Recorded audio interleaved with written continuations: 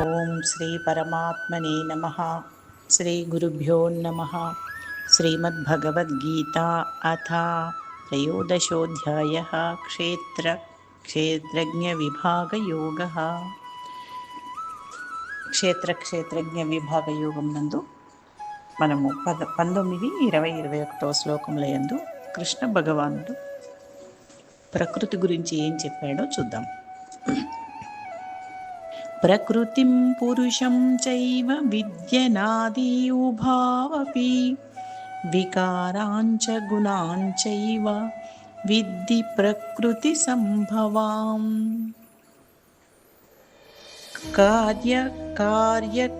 కార్యకర్తృత్వే హేతు ప్రకృతిరుచ్యతే. పురుషః సుఖదుఃఖానాం భోక్తృత్వే హేతురుచ్యతే. పురుషః ప్రకృతిస్థో హి భుంక్తే ప్రకృతిజాన్ గుణాన్. కారణం గుణసంగోస్య సదసద్యోని జన్మసు. ప్రకృతి పురుషుడు అను ఈ రెండు సనాతనమైనవనియు రాగద్వేషములు అనగా వికారములు, రాగద్వేషాది వికారములు త్రిగుణాత్మకములైన పదార్థములనియు ప్రకృతి నుండియే ఉత్పన్నములైనయు ఎరుంగుము. త్రిగుణాత్మకమైనవి, త్రిగుణములు అనగా సాత్విక, రాజస, తామసము అనేవి 3 త్రిగుణములు. మూడింటిని కలిపి త్రిగుణములు అంటారు. ఈ 3 గుణాలలో మానవుడు అంటే జీవాత్మ ఈ 3 గుణాలతో కూడినటువంటి ఈ పాంచభౌతిక శరీరంలో ఉండి తన యొక్క ఉచ్చ నీచ జన్మల యొక్క ఈ గతులన్నిటిని కూడా అనుభవిస్తూ వస్తుందన్నమాట. అయితే ఇవన్నీ కూడా ఏవి? రాగద్వేషాది వికారములు. రాగము, ద్వేషము ఇత్యాదివి అంటే ఏంటి? రాగద్వేషాలు ఏంటి? మనలో ఉన్నటువంటి వికారాలు అన్నమాట. అంటే రాగము అంటే ప్రేమ, అనురాగము, మనకు కొంతమందితో అనుబంధం అనేది అంటే ప్రేమ, ఇష్టంగా కొంతమందిని కావాలనుకుంటాం, కొంతమందిని వద్దనుకుంటాం. అది వికారం అన్నమాట. వద్దనుకోవడం ద్వేషం, కావాలనుకోవడం ప్రేమ, అనురాగం. ఈ రాగము, ద్వేషము అనే ఈ 2 గుణాలు కూడా వికారాలే. అట్లా ఎట్లా? కావాలనుకోవడం, ప్రేమగా చూడడం, అందరినీ మంచిగా ఇష్టంగా అందరికీ ప్రేమతో ఉండడం అనేది ఈ వికారం ఎలా అవుతుంది అనేది మనకు సందేహం. సాత్విక గుణం కూడా సాత్వికులే రాగముతో ఉంటారు. అయితే సాత్విక గుణం కూడా త్రిగుణాలలో ఒక గుణమే కదా. మరి త్రిగుణాత్మకమైన అన్నీ కూడా ఏంటంటున్నాడు? మాయ, ప్రకృతి. పరమాత్మ ఏం చెప్తున్నాడు? ఈ రాగ ద్వేషాది వికారములు కూడా త్రిగుణాలలోనే భాగము. ఈ సమస్త ప్రకృతి కూడా త్రిగుణాలతో చేయబడి ఉన్నది అనేటువంటి విషయాన్ని తెలుసుకో అంటున్నాడు. ఈ త్రిగుణాల నుంచి ఉత్పత్తి అయ్యేవే ఇవన్నీ కూడా వికారాలన్నీ. అదేవిధంగా కార్యకరణములను ఉత్పన్నము చేయుటలో ప్రకృతియే హేతు అనియు, సుఖ దుఃఖములను అనుభవించుటలో జీవాత్మయే హేతు అనియు చెప్పబడుచున్నది. ఇక్కడ మనము ఎప్పుడైనా గుర్తుపెట్టుకోవాల్సింది జీవాత్మ, పరమాత్మ, ప్రకృతి. ఈ 3 విషయంలోనే మనం ఆధ్యాత్మిక జ్ఞానం అనేది ఈ 3 అంశాల చుట్టే తిరుగుతుంది. ఇవే మనం తెలుసుకోవాల్సినవి కూడా. జీవాత్మ అంటే ఏంటి, ప్రకృతి అంటే ఏంటి, పరమాత్మ అంటే వెరీ సింపుల్గా అంటే చెప్పడానికి ఒకే వాక్యం లాగా ఉంటుంది. ఈ 3 గురించి తెలుసుకోవడం. ఏది కావాలో తెలియని దశ నుంచి ఏది వద్దు అనుకునే స్టేజ్కి ఎదగడమే ఆధ్యాత్మికత. అంతకుమించి ఇంకేమీ లేదు. చాలా సింపుల్. నిన్ను నీవు తెలుసుకో అని చెప్పాడు సోక్రటీస్, తత్వవేత్త. అట్లాంటి తత్వము మనకు ఎప్పుడో సనాతనంగా ఎన్నడూ మనకు ఈ భగవద్గీత రూపంలో పరమాత్ముడు మనం అందరికీ అంటే ఈ జీవులందరూ కూడా అర్జునులే, మనందరికీ ఇవ్వబడి ఉన్నది ఈ జ్ఞానం. అయితే ఈ మూడింటి గురించి తెలుసుకోవాలని చెప్పాను కదా. మూడిట్లో ప్రకృతి దేనికి హేతువు అనేది చెప్తున్నాడు. దేనికి కారణం? ప్రకృతి. త్రిగుణాలతో కూడి ఉన్నది ప్రకృతి. అయితే కార్యకరణములన్నింటినీ ఉత్పత్తి చేసేది ప్రకృతి. కార్యం ఏంటి, కరణం ఏంటి? కారణాలతో మనం కొన్ని కార్యాలనేవి చేస్తూ ఉంటాము. ఈ జనన మరణాలన్నీ ఏంటి? కార్యకరణములే కదా. ఎందుకు పుడుతున్నాము, ఎందుకు చనిపోతున్నాము, మళ్ళీ ఈ మధ్యలో ఏం పోగేసుకుంటున్నాం, ఏం వదిలేసి వెళ్తున్నాం, ఇదంతా కూడా ప్రకృతి నుంచే. ప్రకృతి దీనికి హేతువు. ఈ సుఖ దుఃఖాలను అనుభవించటంలో మనము ఈ కార్యకరణ సంబంధము, ఈ ఉత్పత్తి కారణాలు ఏవైతే ఉన్నాయో ఇవన్నీ కూడా ప్రకృతి నుంచే. అయితే జీవాత్మ ఏంటి? జీవాత్మ పాత్ర ఏంటి? మరి ఈ సుఖ దుఃఖాలను అనుభవించటంలో జీవాత్మ హేతువై ఉన్నాడు. మరి ఎందుకు ఆయన కారణం? జీవాత్మ ఎందుకు కారణం? జీవాత్మకు ఒక బుద్ధి, వివేచన అనేది కూడా ఉంది. ఈ ప్రకృతి గుణాల్లో అదొకటి.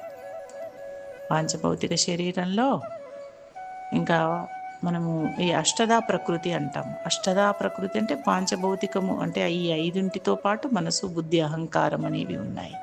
ఈ 8 కలిసి మనకు శరీరము పాంచభౌతిక అష్టదా ప్రకృతి యందు, అంటే ఈ శరీరమునందు జీవాత్మ ఉన్నాడు. జీవాత్మ యొక్క పని ఏంటి అంటే ఈ అష్టదా ప్రకృతిని పట్టుకొని వివేచనతో తను చేసుకునే పనులు చేసుకుంటూ వెళ్తే ఒక రకంగా ఫలితాలు పొందుతాడు. వివేచన అనేది సరిగా లేనప్పుడు ఇంకొక రకంగా ఫలితాలు పొందుతాడు. మొత్తానికి ఫలితాలు అనేవి పొందుతూనే ఉంటాడు. ఎప్పుడు?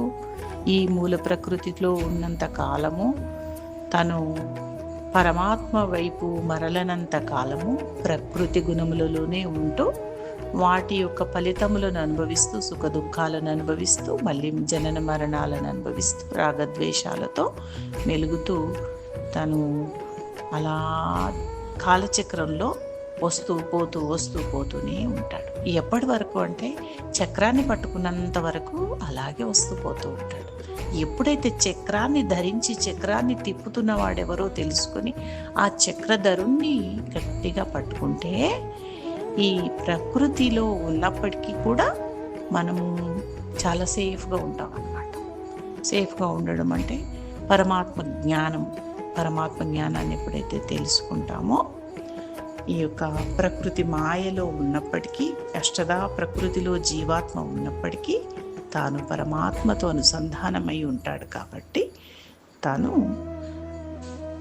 ఈ దేనికి హేతు అవుతున్నాడు? మనం చేసే పనుల్లో ఉచ్చ నీచాలు అనేవి తెలుసుకుంటాడు పరమాత్మ జ్ఞానాన్ని పొందిన తర్వాత. ఆ తర్వాత ఈ అష్టదా ప్రకృతిని ఎట్లా ఉపయోగించుకోవాలి, వీటిని సాధనములుగా ఎట్లా మలుచుకోవాలి, పరమాత్మ వైపు మరలడానికి ఏ విధంగా ఆవలి తీరం చేరడానికి ఈ యొక్క దేహనావ ఎట్లా ఉపయోగపడుతుంది అనే విషయాన్ని జీవాత్మ తెలుసుకుంటాడు.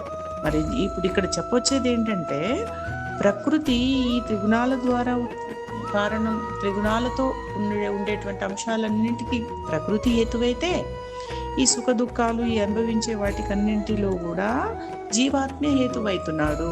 ఎందుకంటే తను కొన్ని ఏ పనులు చేయాలన్నా కానీ వివేచనతో తన బుద్ధిని ఉపయోగించుకోవాలి కదా.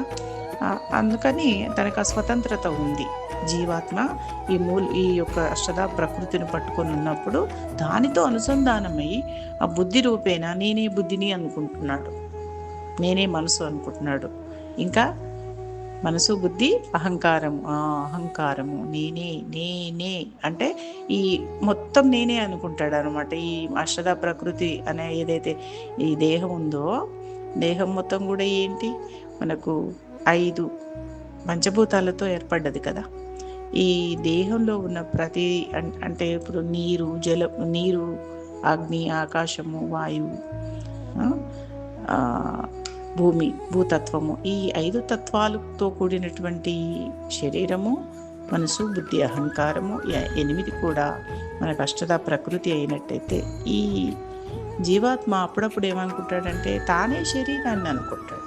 అందుకనే కదా మనం అందంగా తయారవుతాం, నేను చాలా బాగున్నాను అనుకుంటాం.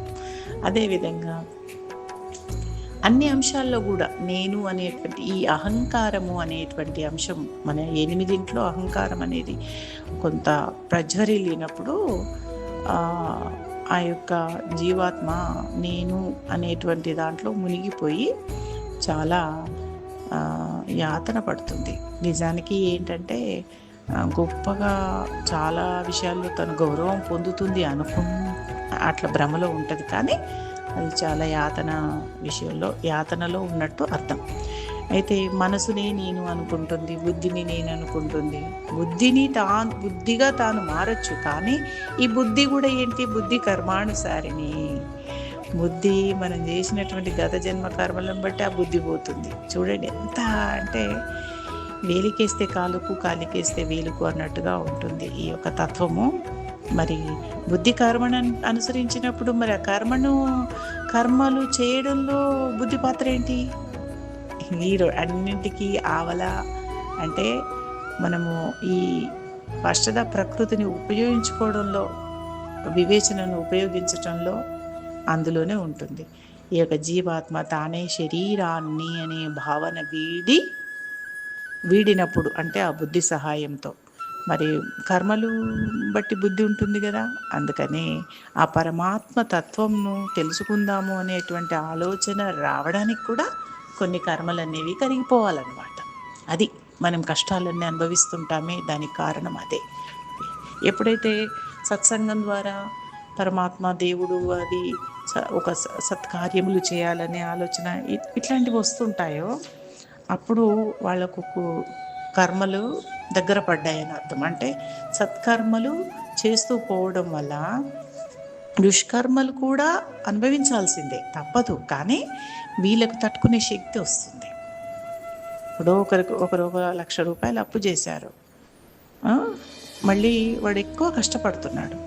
ఎక్కువ కష్టపడ్డప్పుడు ఏంటి? ఆ అప్పులు తీర్చుకునే శక్తి వస్తుంది కదా, అట్లా అనమాట. అయితే ఈ యొక్క బుద్ధి కర్మానుసారిని అన్నట్టు మరి సత్కర్మలు చేసుకుంటూ ఆ గతంలో చేయబడ్డ దుష్కర్మల ఫలితాలను కూడా అనుభవిస్తూ వస్తున్నప్పుడు ఏమవుతుందంటే శక్తి వస్తుంది, నెమ్మదిగా అవి క్లియర్ అయిపోతుంటాయి. సత్సంగాన్ని పట్టుకున్నావు కాబట్టి పరమాత్మ జ్ఞానం కొంత తెలుస్తూ ఉంది. అప్పుడు దేహాత్మ భావన పోతుంది. నేను దేహాన్ని అనే భావన పోయి నేను ప్రకృతికి సంబంధించిన ఇది కాదు, నేను పరమాత్మకు సంబంధించిన వాడిని, ఆ చక్రధరుణ్ణి నేను పట్టుకోవాలి.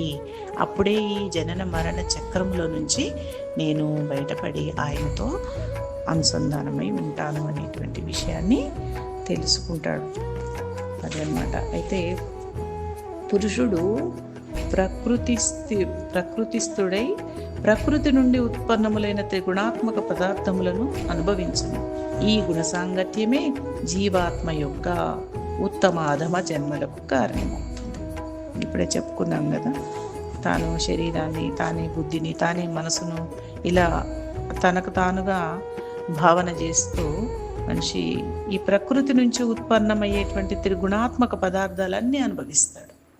ఎట్లా? నేనే శరీరాన్ని, నేనే నాలుకను, నేనే రుచిని, అంటే భోజన పదార్థాల విషయంలో అన్నిటినీ అనుభవిస్తాడు. ఎప్పుడు? తానే ప్రకృతిని అనేటువంటి భ్రమలో ఉన్నప్పుడు.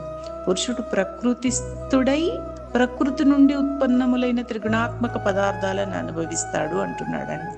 అంటే మన యొక్క ఈ యొక్క డైలీ రొటీన్ లైఫ్లో అన్ని రకాలుగా భోజనం నుంచి నిద్ర, మైథునం, అన్ని ప్రతిదీ కూడా అంటే మనిషి జీవనానికి కావలసినటువంటి ఒక జీవి ఒక మానవ రూపంలో మనిషి అన్ని జీవుల గురించి చెప్పట్లేదు, అన్ని జీవులకు కూడా ఉంటుంది, కానీ ఒక మనిషి గురించి ఇక్కడ ప్రస్తావిస్తే ప్రతిదీ కూడా ప్రకృతికి సంబంధించినదే, మూలము ఈ త్రిగుణాత్మకమైనదే.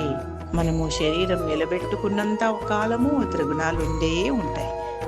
ఎప్పుడైతే దేహాత్మ భావన, ప్రకృతి, పురుషుడు ఈ మూడింటి వివేకము తెలుస్తుందో, వాటి డిఫరెన్స్ ఎప్పుడైతే తెలుసుకుంటాడో వీటిని ఉపయోగించుకోవడం నేర్చుకుంటాడు జీవుడు. ఉపయోగించుకుంటూ దాంట్లో కూడా వేరుగా ఉండగలుగుతాడనమాట. ఏకాకి యత చిత్తాత్మ అంటే ఒంటరిగా కొంత ప్రశాంతంగా తనతో తాను గడుపుతూ తానేంటో తెలుసుకుంటూ ఆ పరమాత్మతో అనుసంధానమై ఆ యొక్క అద్భుతమైనటువంటి ఆనంద అనుభవ స్థితిని కూడా పొందుతాడు.